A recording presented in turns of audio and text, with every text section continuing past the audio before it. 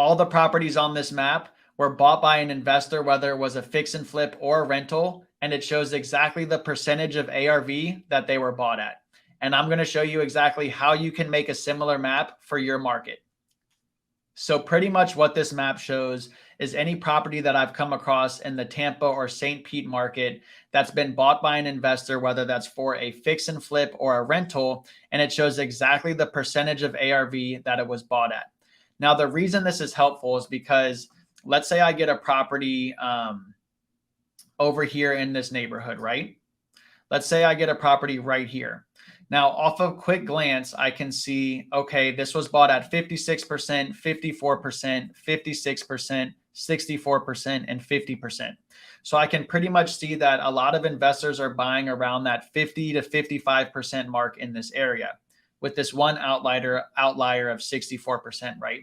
But the beauty of this as well is, let's say if I clicked on this, I can see, okay, it was bought at 20,000, sold at 360, but I can also see exactly who sold it, right? What entity sold it. So now I can put this entity name in my database and then call them and say, hey, I saw you bought this property at Dav, and I have a property literally a few doors down that I think you might be interested. In. It's right around the same price that you bought the other one for, and I think you can resell it right around the same value. So this is a great tool to be able to quickly plug an address in and then see what activity you've come across in that area. So how we want to be able to do this is the softwares that we need to be able to do this are going to be Privy or Batch Leads or PropStream. And if you don't have access to one of those three tools already, I do have a link in the description below for all three of them where you can sign up for a trial for either tool. But in any case, we need Privy, Batch Leads, or PropStream to be able to get access to public records. And then we need Google Sheets.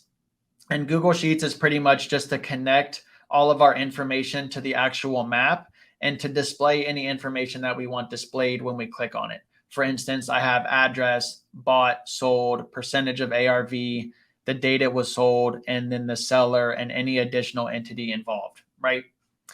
So from here, we want to come over into Privy and put whichever market we're in, Oregon, Batch Leads, or PropStream. But to keep this kind of consistent with the video, let's go ahead and do Tampa, Florida. So once we put Tampa, Florida in, it's going to highlight the entire Tampa market for us.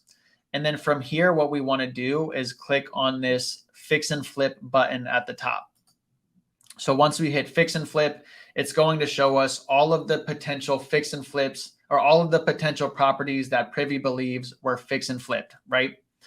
So it's showing us all of these properties. We need to click on one of these blue bubbles or zoom in so that way we can see more of the properties. So when we click into it, it's going to disperse all of those bubbles so we can see where all of these properties are. So again, all we need to do is just zoom in a little bit more. And it's going to show us all of these properties right here, right? Now we can either hit split, we can keep it the way it is, whatever's up to you.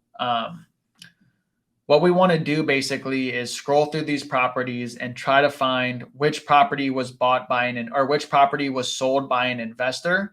And then we want to track all of this data. So we want to put the address it was bought at, how much did they buy the property before it was flipped, and then how much did they sell it at? And then we want to put the formula in here to show what percentage of ARV it was bought at. We want to track what date it was sold at, and then who the actual entity was, right? So then again, if we come over here into Privy and we scroll through some of these properties, let's say we click on this one, scroll through the pictures. Does it look like it was a potential fix and flip? It does look like it's in great condition. It looks like it could be a flip. So what we need to do is, once we've decided that this does look like it's been flipped, we come over here to public records down at the bottom right here. And then once it brings us to this public records area, we're going to hit property history. And then from here, we can see you have the seller and you have the buyer. And it looks like both of them were actually entities.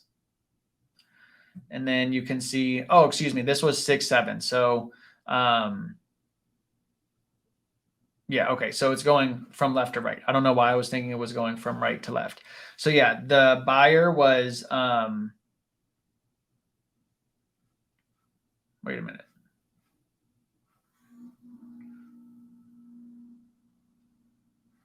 Okay, so I'm a little bit confused at this one because it's saying the buyer right here is the same as the seller.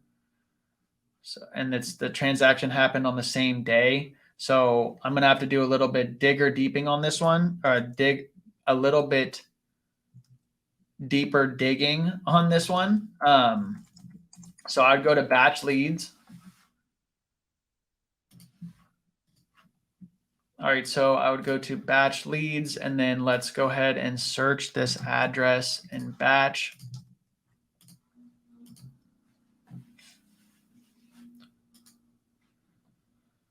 Details, and if we go sale and loan, we can see that it looks like, okay, I'm assuming this was a wholesaler who double closed on this. So it looks like they closed on it for 245 and then resold it at 261, and then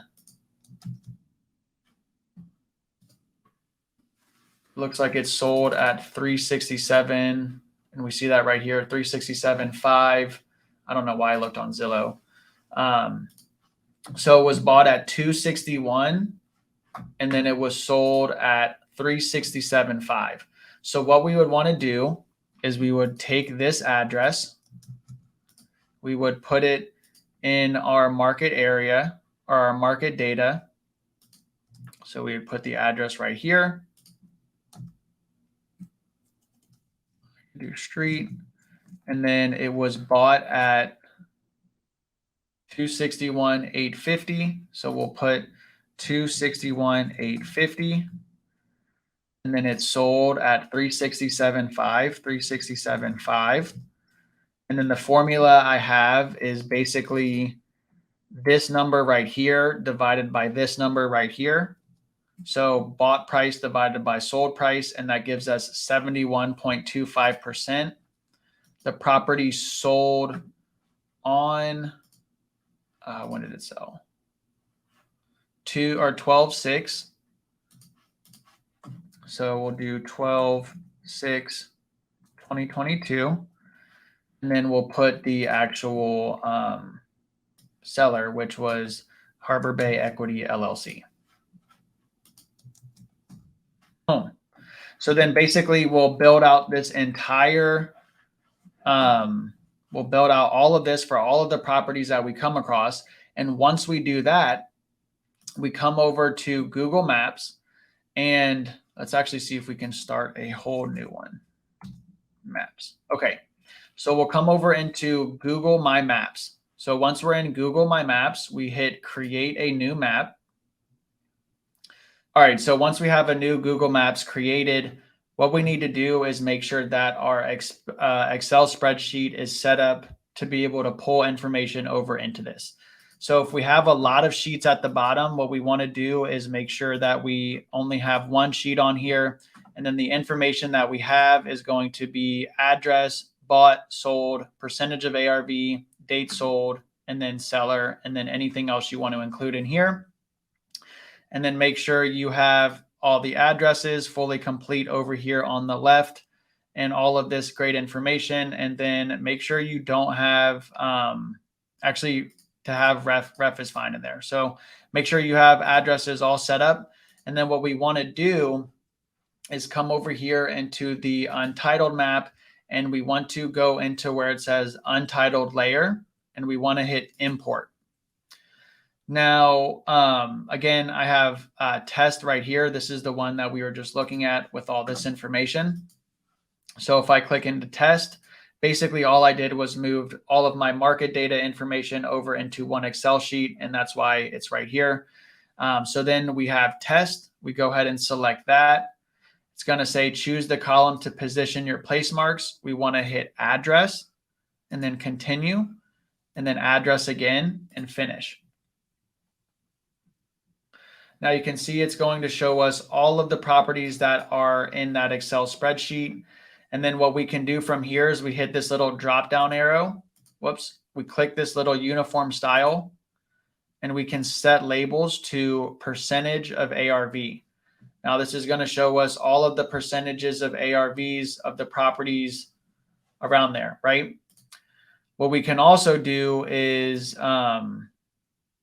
if you want to play around with the color, I think we can do, you can hit this little drop down. And if you want to do like this, you can do that. If you want to do grayed out, you can do grayed out, right? Whatever you want to do, you can play with that as well. And then, like I said, when you click into them, it's going to show you all of that data that we had pulled into these columns. So again, the only downside about this is, this doesn't automatically update. So whenever you add new properties into this area, what you'll have to do is come over here to this layers option, and you'll hit this, and then you'll hit re-import and merge. You'll go over to re-import and then replace all items. Again, just go over to Google Drive and then re-import that exact same Excel spreadsheet. And it's going to just repopulate it with all of the same data, but add any new data that you've added to that sheet.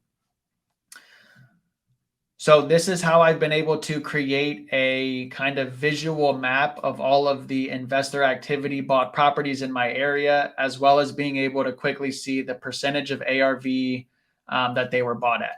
So hopefully this video was helpful for you. I know this has been extremely helpful for me and my business, as well as others in their business. If it was helpful for you and yours, make sure you leave a comment below letting me know how it's helped.